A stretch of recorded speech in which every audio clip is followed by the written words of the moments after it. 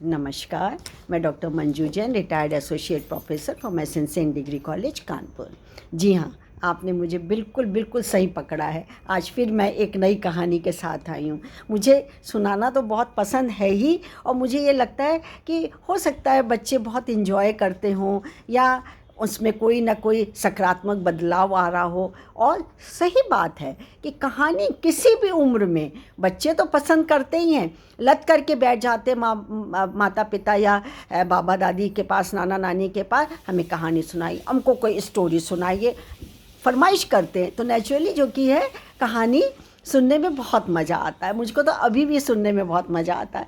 तो मैं आज फिर आपको एक कहानी, वो भी प्रेरणादायक कहानी लेकर के आपके सामने उपस्थित हुई हूँ, जिसका शीर्षक है सम्मान करना चाहिए।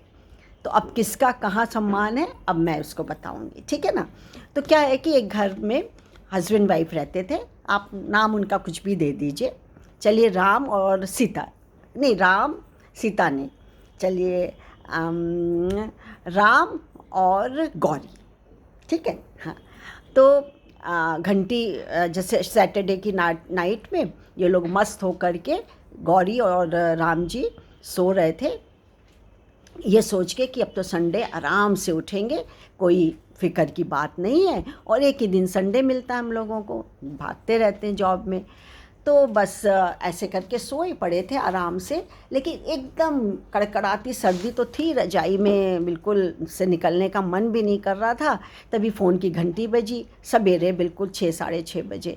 तो भैया जो गौरी थी वो तो अपना मुंह ढक के सो गई कि अब मुझसे नहीं उठा जाता है।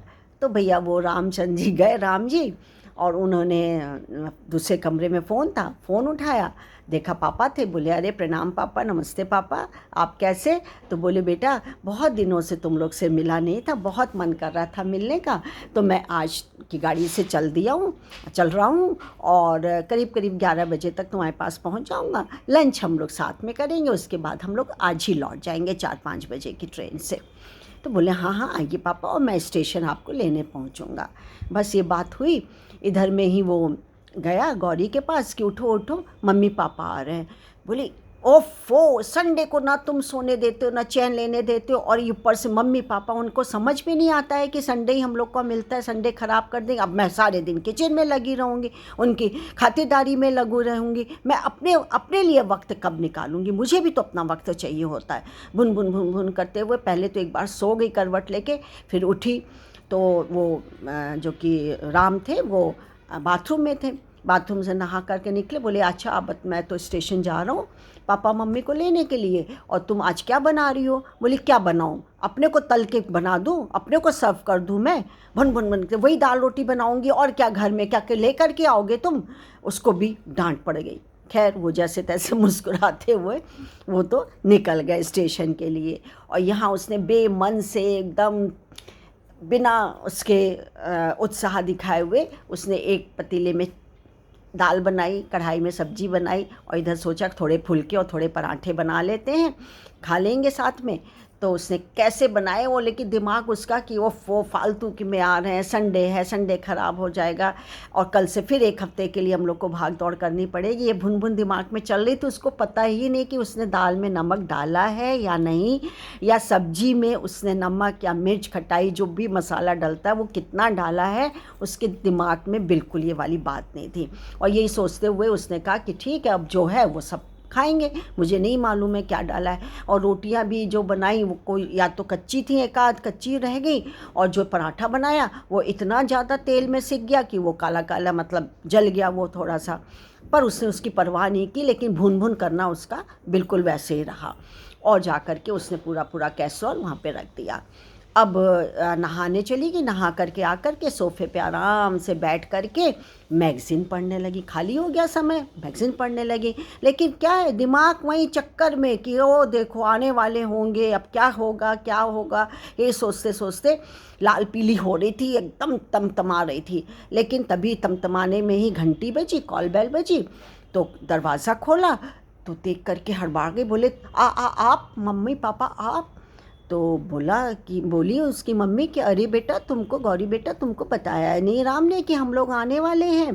बोली हाँ हाँ बताया था, लेकिन करके चुप हो गई। क्यों? क्योंकि वो राम के माता पिता नहीं थे, मतलब कि गौरी के सास ससुर नहीं थे, बल्कि वो गौरी के माता पिता थे। तो बोले बताया नहीं राहुल, अरे राम तुमने बताया नहीं इसको, गौरी को, कि हम लोग आने वाले? बोले नहीं मम्मी पापा मैंने बताया था, पर थोड़ी नींद में थी इसलिए समझ नहीं पाई होगी। और मुस्कुराते हुए वो बोला कि मैं अभी थोड़ी देर में काम के लिए ऑफिस, मतलब काम करने के लिए मैं जा रहा हूँ, और कुछ सब्जी भाजी और मंगवानी हो तो मुझसे बता दो, मैं लेता आऊँगा लौट करके। बोली हाँ कुछ भी लेते आइएगा। फिर जब उन्होंने बैठ कर के, वैसे साथ में ही खाना खा रहे थे राम के साथ, तो देखा अध पकी सब्जी थी, जली हुई रोटियां थी, कच्ची रोटियां थी, जले हुए पराठे थे। तो मम्मी पापा समझ नहीं पाए कि मेरी बेटी तो बहुत अच्छी कुक है और उसको जोश भी रहता है कि कुछ ना कुछ बनाए, फिर आज क्या बात हो गई कि वो अच्छा नहीं बनाया, अच्छा नहीं लग रहा। चलो कोई बात नहीं, उन लोगों का कोई पर्सनल मैटर होगा, हो सकता है कोई टेंशन हो। उन्होंने बात को ख़त्म कर दिया। फिर यही राम जो कि बोल के चले गए कि मैं थोड़ी देर के लिए जा रहा हूँ बाहर, और कुछ सामान लाना हो तो बता देना, तो सामान लेता हूँगा। खैर बात आई गई हो गई, नहा तो चुकी थी, सब लोग नाश्ता वाश्ता करके पराठे का और कमरे में बैठ गए। तो वो बोली कि बेटी मैं देख रही हूँ कि जब से मैं आई हूँ तुम कुछ अनमनी सी हो, क्या हम लोग का आना तुम्हें अच्छा नहीं लगा क्या? क्या बात है? या कोई मन में कोई परेशानी हो तो तुम हमसे शेयर कर सकती हो। तो बोली कि नहीं मम्मी कोई परेशानी नहीं, एक्चुअली मैंने सोचा कि ये राम के ही माँ बाप आ रहे हैं, मेरे सास ससुर आ रहे हैं, और सामने देखा ये बता के नहीं गए थे या मैंने सुना नहीं, और जब आप लोग को देखा तो तभी मैं हक्की बक्की हो गई और मेरा किसी भी काम में मन नहीं लग रहा था। तो पता नहीं कैसा खाना बना हुआ था, मैंने तो खुद ही देखा है कि कुछ कच्ची रोटियां थी और कुछ जो कि थे पराठे भी ऐसे वैसे थे।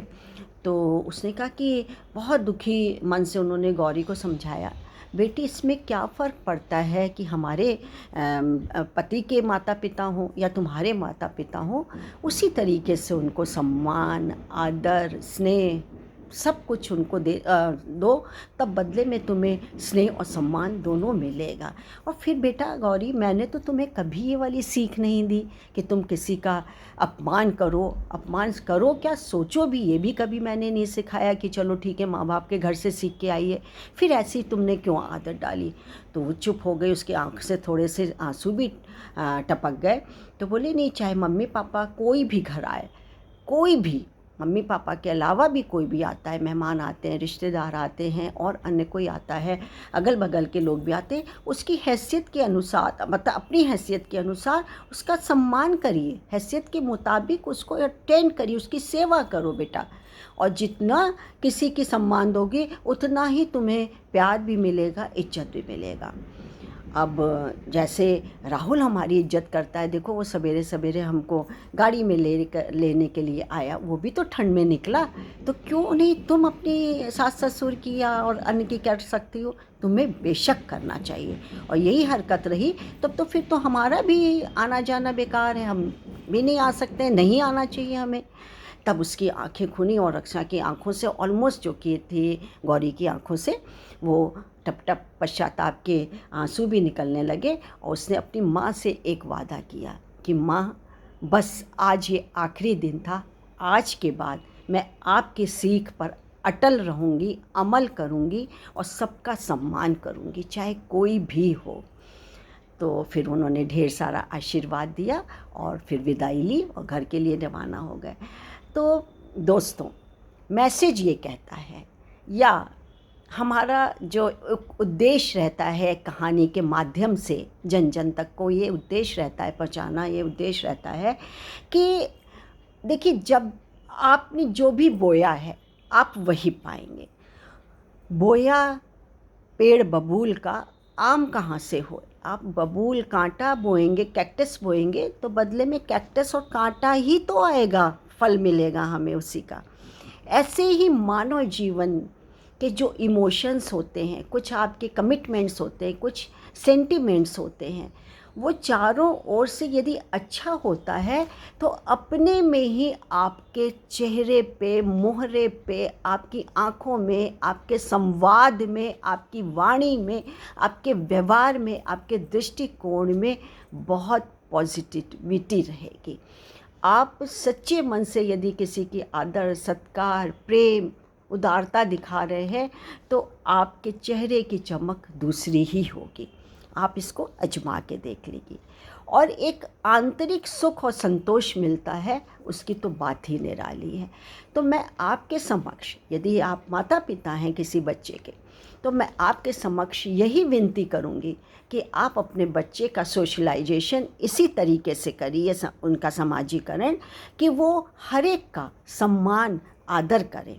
कभी भूल से भी वो किसी का अपमान करना तो दूर सोचे भी नहीं। फिर देखिए जीवन की गाड़ी इतनी अच्छी चलेगी कि कहीं दुख, संताप, रोष, दोष, क्रोध कभी आपको छू के नहीं जाएगा। और हमें क्या चाहिए? यही तो चाहिए कि हम भी शारीरिक और मानसिक तरीके से स्वस्थ रहें। यही तो चाहते हैं ना आप। तो फिर सिखाइए ना अपने बच्चों को, क्या देर है। इसके लिए मैंने एक कोटेशन भी तैयार किया है, देखिए। 4 दिन की है ज़िंदगी, हंसी खुशी में बांट लो, या हम लोग बांट लें। मत किसी का दिल दुखा, दर्द सबके बांट लें। कुछ नहीं है साथ जाना, एक नेकी के सिवा, कर भला होगा भला, गांठ ये बांध ले, बात बांध ले, गांठ ये बात बांध ले। ठीक है ना?